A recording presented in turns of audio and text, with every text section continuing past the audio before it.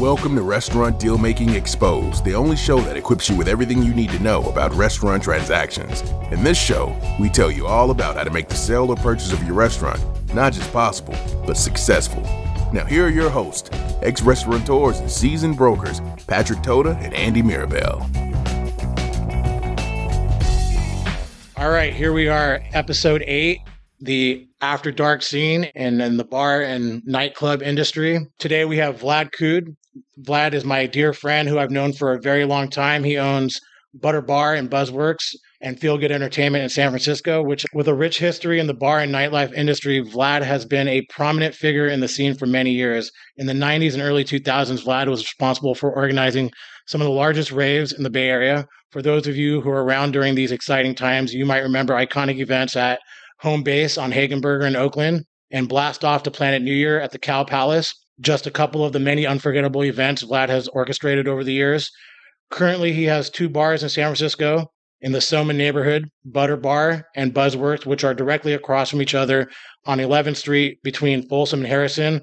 For those of you who are not familiar with this area, it is a sort of an entertainment corridor with many bars and clubs in the area. Vlad knows the entertainment scene inside and out. Today, we have him on here to share his insights, which we hope will be invaluable to those of you who are in or aspire to be in the bar and nightlife business. How'd you meet? I need to know this. I need to know the story behind That's this. Great.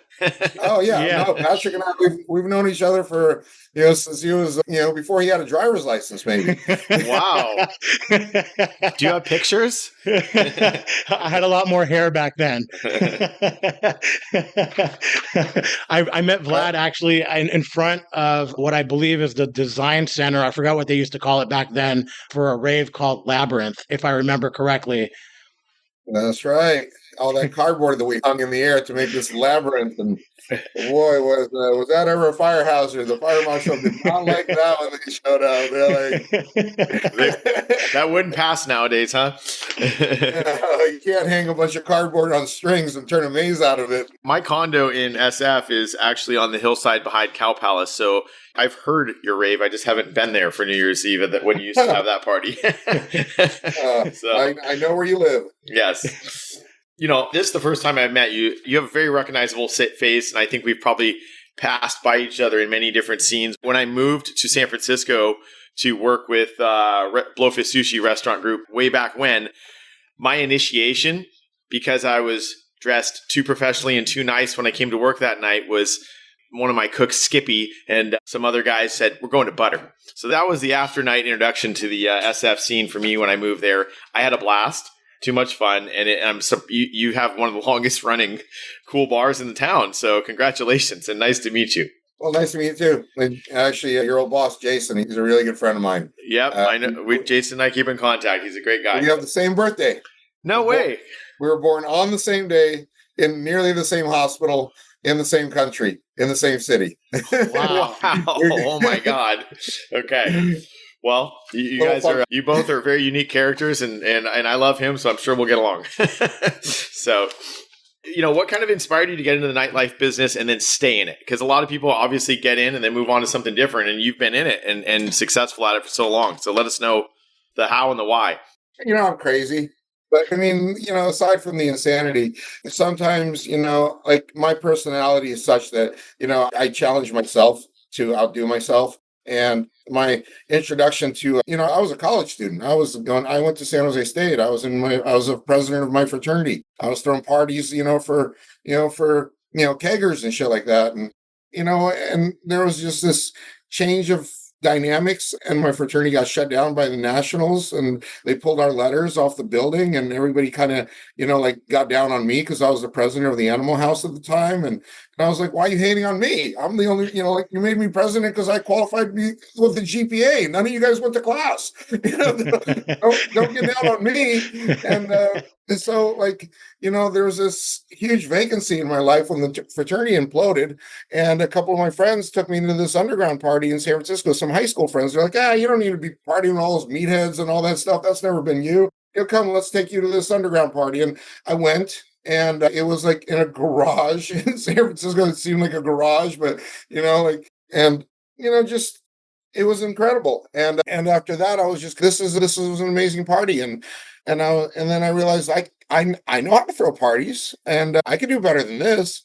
And these are the coolest people I've ever met. Everybody was so accepting and warm and inviting, and and as I grew in that scene within a few months, I realized that this is more fun than the idea of being an engineer. It compelled me, like, I can actually see the end product of my work by throwing a party, being successful, making a few bucks, but mostly bringing people together through the entertainment, and through dancing and music. And it just kind of, it was a paradigm shift in my head. And after losing money at the first, 4 or 5 events that I did, I said, I'm not walking away a loser. That's not me. So I had to challenge myself to throw better parties to make back the money I lost.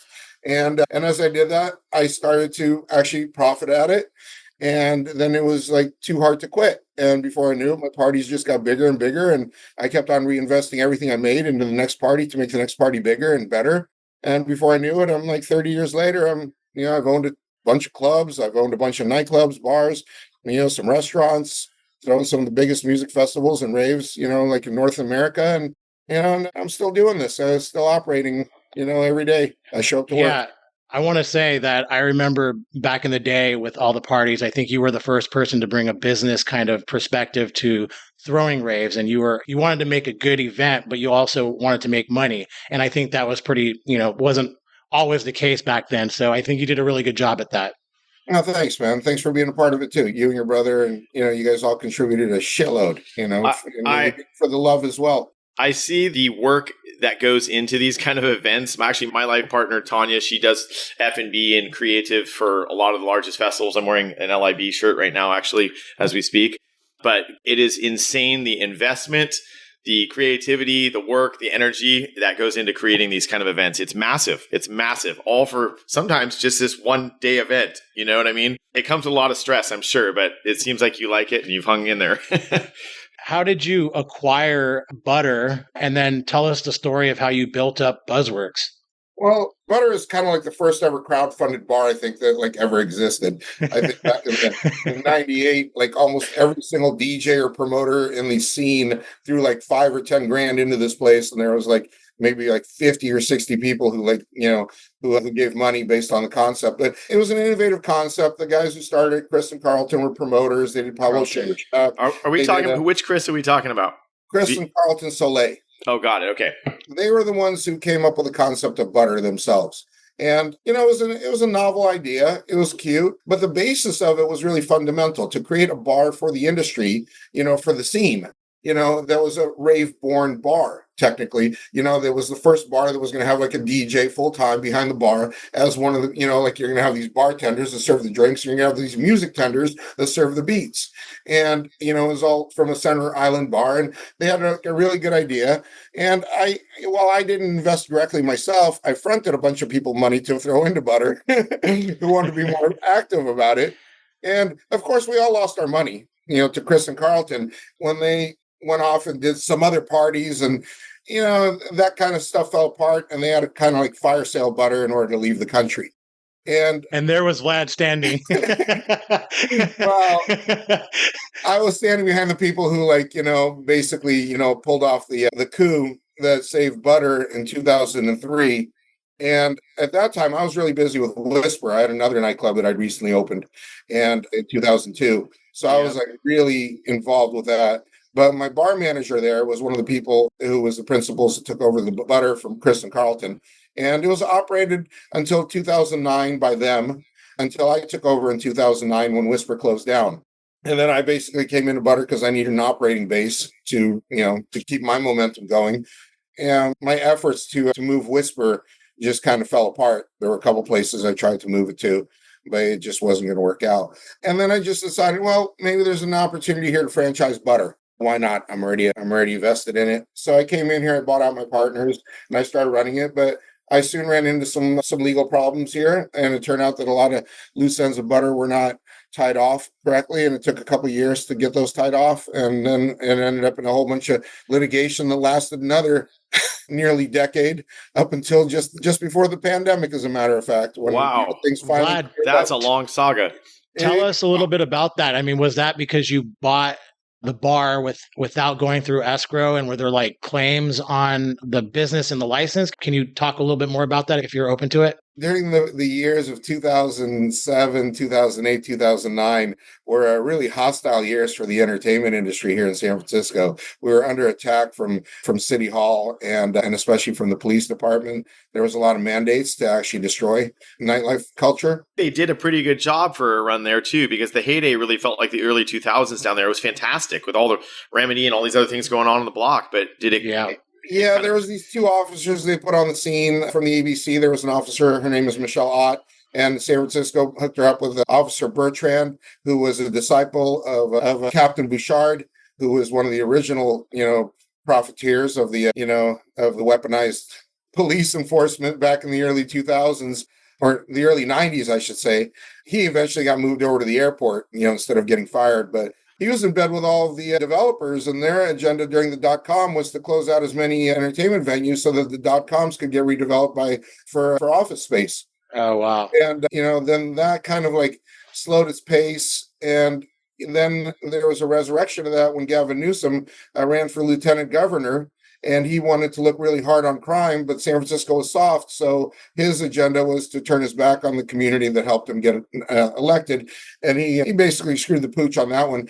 But he did put a whole bunch of people on enforcement that really destroyed the after-hour scene at the time. And they were going after all of the different venues. Whisper got kind of caught in the crossfire, literally, on some of those things. And I wound up closing at my own volition over there. But when I came here, what happened was that enforcement didn't stop, even though I transferred locations. And eventually, after completely terrorizing and harassing 11th Street, Bertrand Ott recognized me from Whisper, and they came in and wrote about a dozen citations here at Butter involving the fire department and a whole bunch of other stuff. And it turned out that basically Butter never got a certificate of final completion.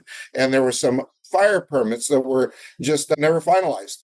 And that turned into some chaos between the landlords, the property owners, and us trying to get them on board to support the finalization of the permits. And it came down to almost the point where the fire department was coming out and putting, chains on the doors to lock us up, where I basically told the landlord to go fuck themselves, that we're going to do this work, and with or without their support. And then after the work was done and after all the permits were finalized, then I discussed, whose responsibility it is to pay for what. When I did finally, save Butter and, get it all into compliance and get everything resolved, we started discussing about what's going on?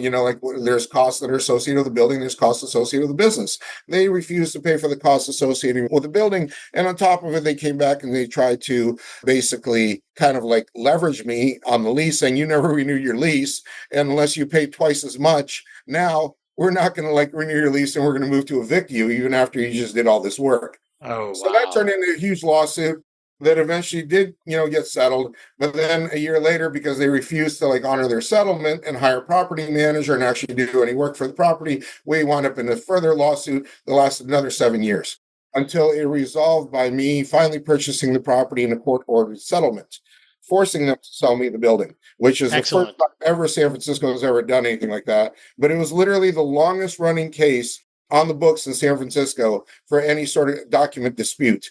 It was like water cooler talk, in the whole, in the courthouse. Everybody knew about this case. It literally occupied every single department in the whole frickin' place. They ran into the wrong hombre here, huh?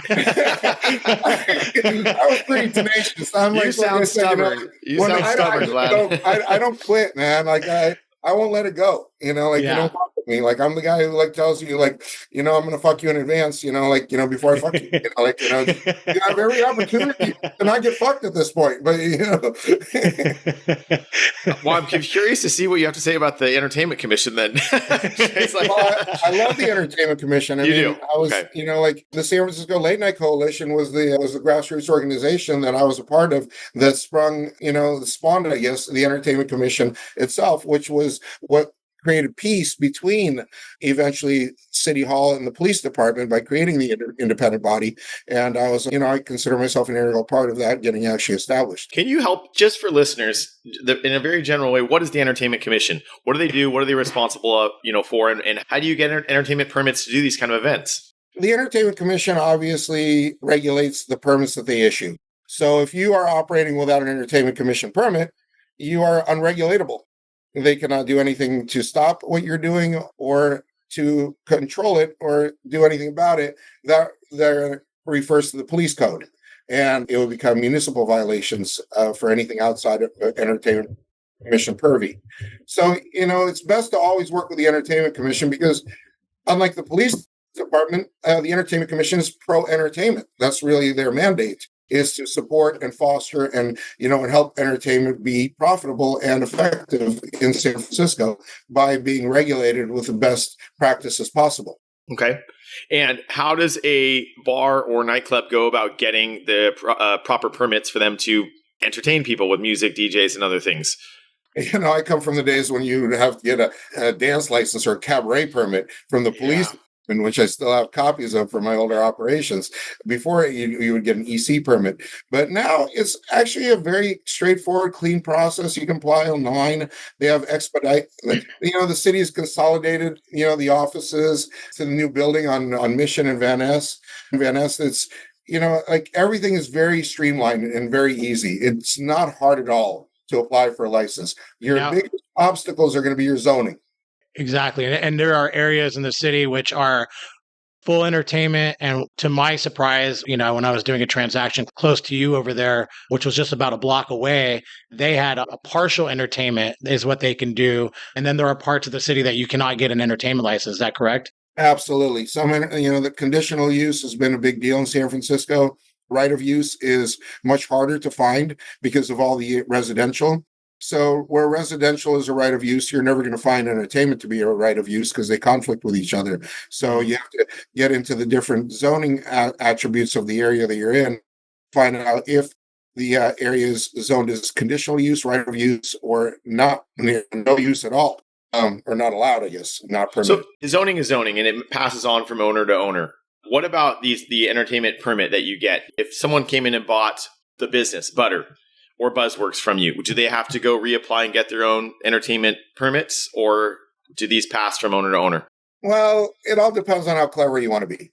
Okay. How clever are you? You sound very clever, Vlad.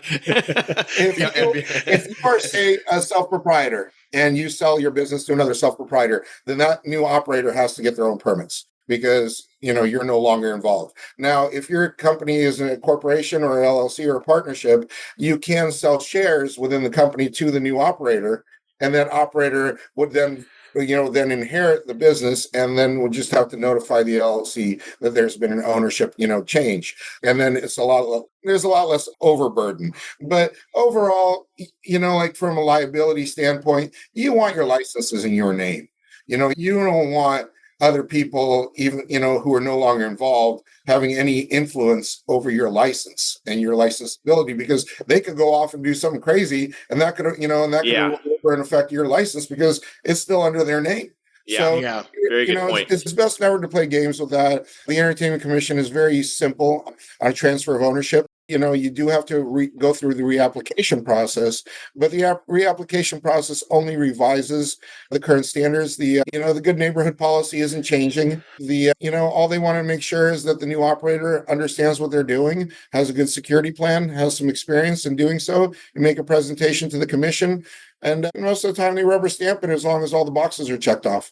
That's super interesting. Wow, I like that. This is a side of things that most people don't get to really dig into, and you sound like an expert on it, so that's great. Yeah, he helped me on a transaction that was really close to him, and he had so much insight on entertainment. When I sold the Folsom Street Foundry over there, Vlad. Yeah. Vlad, I know the insurance industry has changed a lot here in California, and I'm curious to hear from you how this has affected your business. What are the risks and, costs of insurance these days with your two locations? Yeah, insurance is insane right now. I mean, it's not just, bars and nightclubs that are struggling with that, but pretty much every industry, every sector. My HOA where I live has to go through, reinsurance, and, the rates went up through the roof. There's too many, because of the government bureaucracy in California, a lot of insurance companies are just packing bags and leaving State Fund and State Farm and Allstate have all left California, and they were the predominant insurer and underwriter of almost every secondary market policy as well. So not only did their policies get terminated for renewal, but so did, a lot of the secondary carriers that underwrite through them. And that was about 50% of the businesses and business sector. So you're seeing we're going from like A-rate carriers to now B-rate carriers that are out of state insuring, businesses, and they come off with so many exclusions on your policies that you have to wonder if it's even worth paying the insurance when you know that you're not going to get covered in under, most of these incidents, because they're going to deny it immediately on some sort of loophole that they've got nested in there based on their interpretation of the incident. So it's a real quagmire because you want to be insured, and the most you're going to be able to get is catastrophe insurance, because if you make a claim, even if you pay your deductible on any claim, you're going to get dropped at the end of the year for even having a claim. And then you're off, now run a loss report to try to get new insurance from another carrier that's going to double your rates. It's like the way auto insurance was before everybody was insured. We're kind of like now seeing business insurance taking that same path because there's a lot more demand than there is supply, and the suppliers get a right to choose, and they're being very selective. And when they do underwrite your policy, the rates are being doubled, if not tripled. Yeah, absolutely. We're running into that a lot with our clients trying to get new policies on taking over a business. And it has actually been a deal killer for me at times because the landlord is expecting A-rate insurance and they can't afford it or find it. So it's really a tough situation. Gosh. Well, we talk, increasing costs and insurance and all these things that we're talking about. But as far as the bar scene and nightlife scene goes, it comes with a lot of risks too. And cash handling, that always is one that intrigues me. Last week we had a restaurant accountant on, okay? And he's an old friend of mine. He did the books for Blowfish Sushi and dozens of other restaurants in the Bay Area. And we're talking about, good practices and bad practices. But with nightlife, have you experienced theft? How do you deal with that? And how do you advise on running tight books for a bar or nightlife business for anyone who may want to sell the business? Cash. What is cash anymore? That's a good point. Pays in cash. Are people buying drinks with Bitcoin or? Not yet, but not far from, because it used to be classy to tip in cash. Was because you knew better. You're like everybody knows you should tip in cash. Because it screws the bartenders when you're just adding a credit card tip onto your receipt. So at least when you tip in cash, the bartender gets your tip, and they appreciate you more. And to all of your listeners, please bring some cash with you. Please tip in cash, man. Help these bartenders and servers out. Where it's a little dash line below the total, write the words CASH and leave some cash on the table, man. Vlad, let me tell you, when I had my deli at the Fort Embarcadero Center, there was a big difference. So there was the older scene who used to come in, like the lawyers, people that were much older, and they would always come in and pay in cash. Whereas like all the younger scene, it was like they would put a bottle of water on a credit card.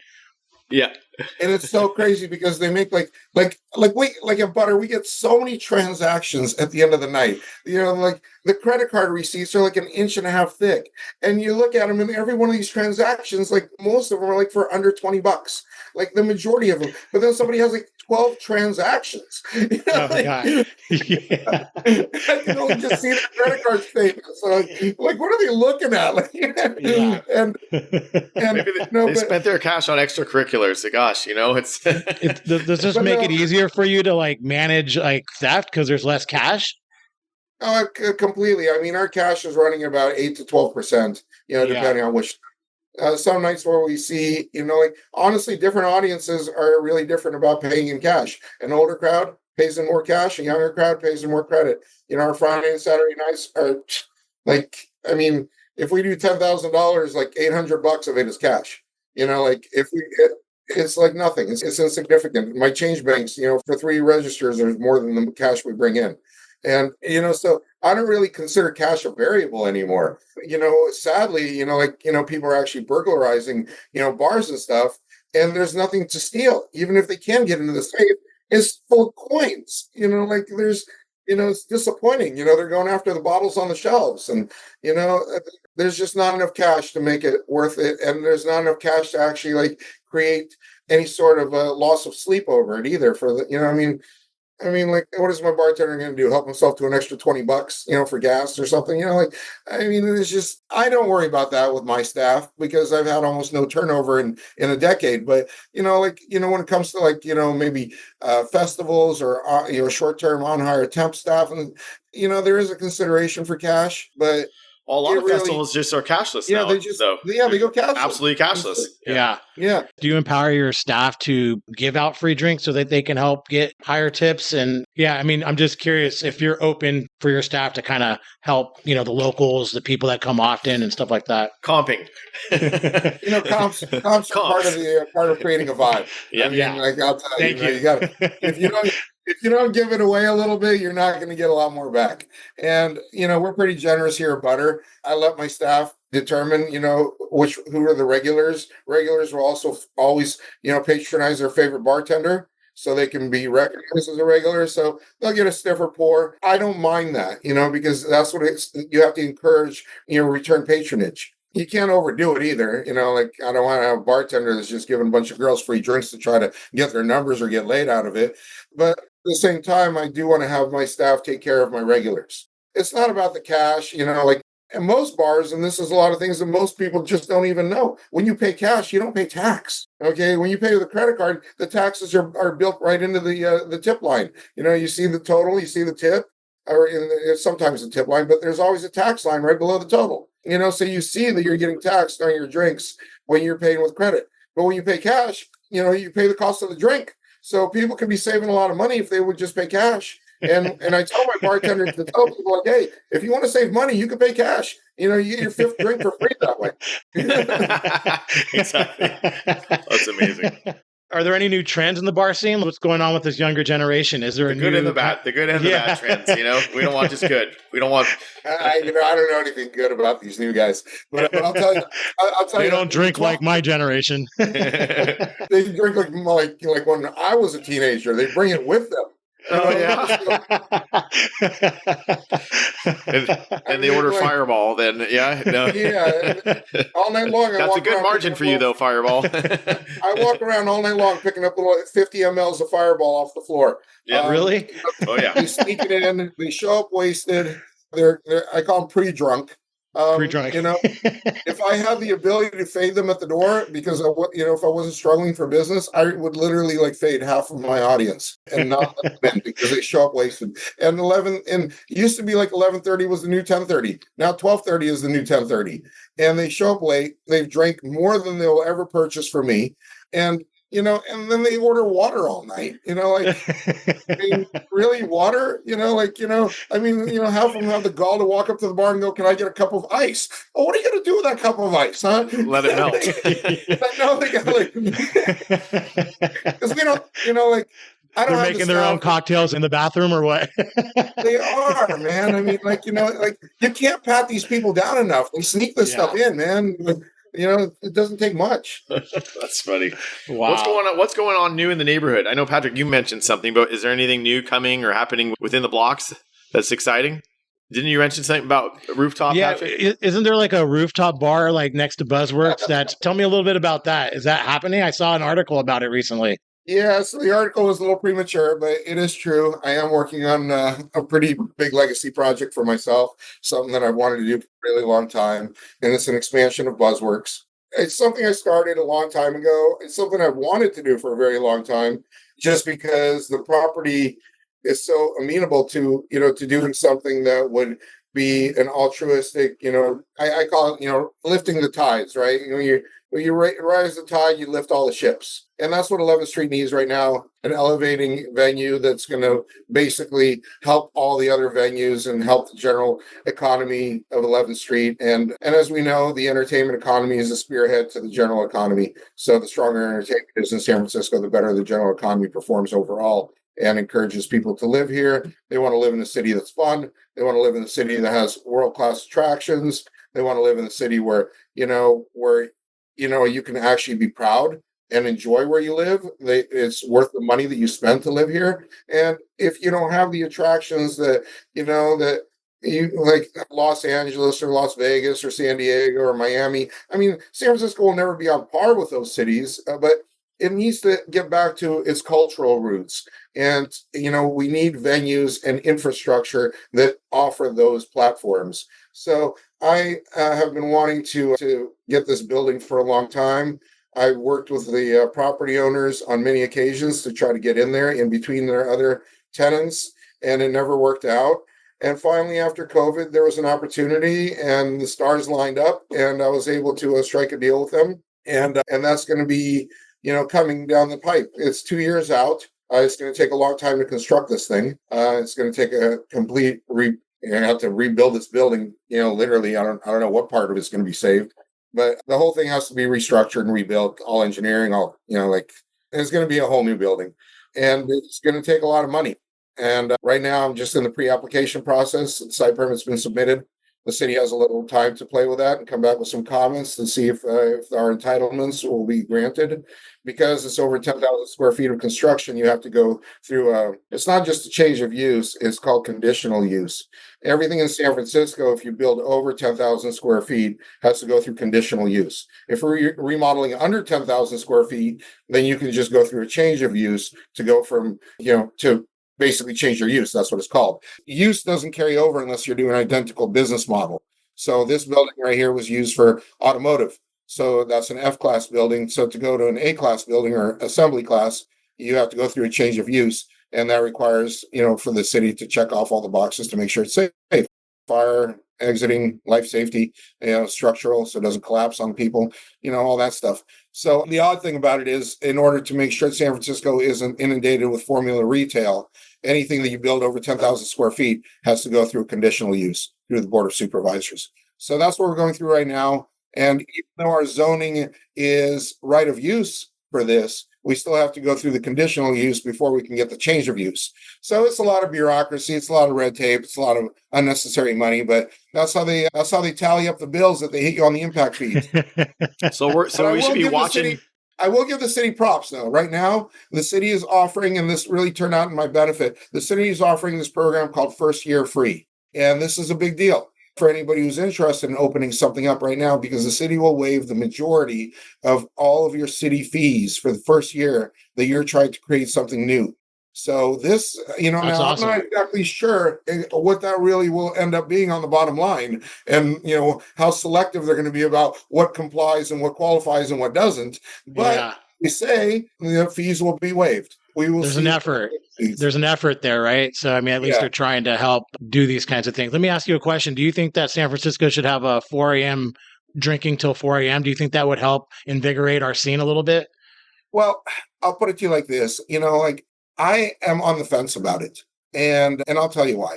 The way that the city wants to roll it out and the way the state wants to do it, and this is the closest the legislation has ever come to pass, is that they wanted to basically do spot market selectivity on the rollouts and leave it up to the municipalities to determine where they want to do it and how they want to do it. Aside from the rest of California, San Francisco being one of the select markets that they've been pitching the ABC and through legislation through Sacramento, the way they want to do it seems very discriminatory. First of all, it's not like a citywide thing. It's not like they just flip a switch and now everybody gets to serve until 4 a.m.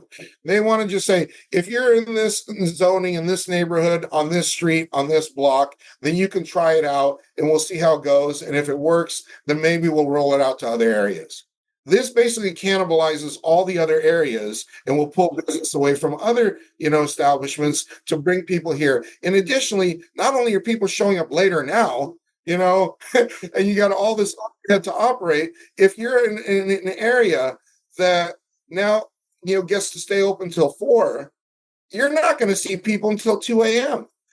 Like everybody's going to go every other place and then go to this, to your place, like after 2 a.m. So you almost become relegated into like an after hours establishment just by default. By default. Exactly. So I don't know exactly how much it'll help versus how much it'll hurt. You keep mentioning that people come later and later, they're spending a little less on because they come intoxicated or bring things with them. It's so, correct me if I'm wrong, Patrick, but it seems it's very wrong different in the restaurant industry that they are closing earlier and earlier because there's no late night dining crowd anymore. So you get your bread, you have to get your bread and butter for 2.5 hours, and then that's it. There's nothing before and nothing after. And I'm torn about the whole thing too, because I do think that having, being able to sell liquor till 4 a.m. could help invigorate the downtown life a little bit. And that would, translate and domino effect down to restaurants. So people go to restaurants, it becomes like a longer hangout and there's just more entertainment in general. But I wonder about like who's going to work till 4 a.m. I mean, we're having a hard time finding employees right now to work till 9 or 10. And I do wonder if there's going to be kind of a shortage of people who want to work till 4 a.m. AI bartenders and POS units. I think the workforce will actually move around a little bit because if this 4 a.m. thing does pass in selective markets, for selective parts of the city, places outside of that will close early. So then, you'll have staff that's going to want to go and get late night work, for a second swing shift at, someplace starting at 1 a.m., from 1 to 4. So, I'm not so concerned about the actual workforce. I'm more concerned about the people. It seems like this is going to be a governor that is going to limit, how much revenue a place can make versus, help expand its revenue stream. So to me, if the city was booming and every apartment was overfilled and people were, living in bunk beds and there was no inventory for residential space and everybody's in their offices and happy hour was booming, restaurants were on fire, I say, fuck yeah, make the whole city 4 a.m. Let's keep it going. But in this atmosphere, this environment, it's, it seems like it's just a bad idea. Yeah, that makes sense. You bring a lot of different layers into that are very apropos and true to this because of what's been happening in San Francisco in post-pandemic. Well, really happening before that too. But anyways, all right. So I don't know what answer we're going to get from him on the bonus question, Patrick. He's a conundrum. I don't know. This Andy has a little bonus question for you. Yeah, I know. It's backfired from a lot of restaurateurs, but it's fun for some people. So let's see. If you had to work and do a true job that made you happy, but it had nothing to do with the money, you didn't need the money, your bank account's full, what would you be doing? what would you do? What would you do if you had to work, but it had nothing to do with the money? It had nothing to do with the money. You're already set in money. What would you be doing? What's your dream life or dream job or cause? Any of it? Yeah, you should ask me this. 20 years ago, I would have said professional motorcycle racer. Nice. Yes, you'd be the oldest professional motorcycle racer. I did not know I was going to hear that from you, Vlad. What kind of motorcycles? Well, my current bike is a pretty rare bike. I ride a 2004 Honda Valkyrie Rune. It's a special bike. Wow. That aside, if I had to do it, I don't do this for the money. I'll just be honest with you. It's never been my thing. My mentality has always been a paid forward kind of attitude. And, I believe, the money just comes along the way for doing a really good job. When you're successful at what you do because you love what you do, the money just becomes a resource, not a focus and emphasis. And I've always told people, I'm like, if you go into entertainment for the sole purpose of making money, it's going to be bland, blasé, and it's going to be an inevitable failure because entertainment, created on the sole purpose of making money is never going to be that exciting. You have to create memorable moments and you have to bring people together, through social interaction. And that's what I'm about. So, if I had to retire, I'd feel like I wouldn't have anything to do. I wouldn't know what to do. I mean, I would do nothing. I would hate myself. I feel like, somebody sent me off to a desert island to live out the rest of my existence in isolation. I want to do what I do. I love doing what I do. And I love, my friends are my staff, my customers are my audience. I do this for them and, being responsible to my staff and being honest and answerable to my customers is what I'm about. After doing this for over 30 years, I don't know what else to do. And I wouldn't want to try to figure that out either at this point in my life. Fair enough. That's a great answer. It really is. You really seem like you work from your heart and like you do this, you're offering a service that, people are there to enjoy themselves and that's the goal. So you're a wealth of knowledge. I thank you a ton for doing this with us. And yeah, it's been fun. Patrick and I are going to have to come by at 12:30 and buy some water from Butter on our credit card. Hey, can I get a cup of ice, please? Yeah. You have to go to the kitchen now. Now we just tell, in order to offset all the water that we pour for free, I now make my cook pour it out of the kitchen window. So that basically encourages more people to buy the $4 bottle of water nowadays. Love it. Helping out a lot. That's creative thinking. Massive thanks to you. We really appreciate you. This has been great. I'm going to say what's going on next episode. Okay, Patrick? Go for it, man. All right. So join us next time for episode 9. We're going to have a SoCal South Bay industry titan and one of my lifelong best friends, Jordan Cressman, join us. He's the VP of operations for Baja Sharky's restaurant group. Jordan and I started as bartenders in the late 90s at Baja Sharky's Manhattan Beach, and he never left. Maybe I shouldn't have either because he's making a ton of money. He climbed the ranks and helped the restaurant group expand to every key oceanfront community from Santa Barbara down the coast to their latest opening in San Diego. They have dozens of locations now, holding some of the most premier oceanside locations anywhere in California. He'll share with us his climb into the ranks and how he and his team successfully expanded and built some of the highest grossing and profitable restaurants and bars in Southern California. So thank you, and we'll join us next time. We're looking forward to it. And thank you, Vlad. Oh, you guys got it, man. Thanks for taking the time. If you enjoyed today's show and don't want to worry about missing an episode, you can follow the show wherever you listen to your podcasts. And if you found today's episode interesting or useful, please share it with someone you think would benefit and consider leaving a rating and review. Reviews help restaurant owners or buyers just like you discover this podcast and benefit from the important topics covered in the episodes. Your opinion matters to us as a listener, so feel free to leave topic suggestions and feedback for us, as we will use these to tailor the episodes to you and help you get the most out of listening. Thank you all for listening to this week's episode of Restaurant Deal Making Exposed. If you're considering selling your business and would like a free consultation, reach out to Patrick and Andy at therestaurantsalesbroker.com or visit www.therestaurantsalesbroker.com to learn more.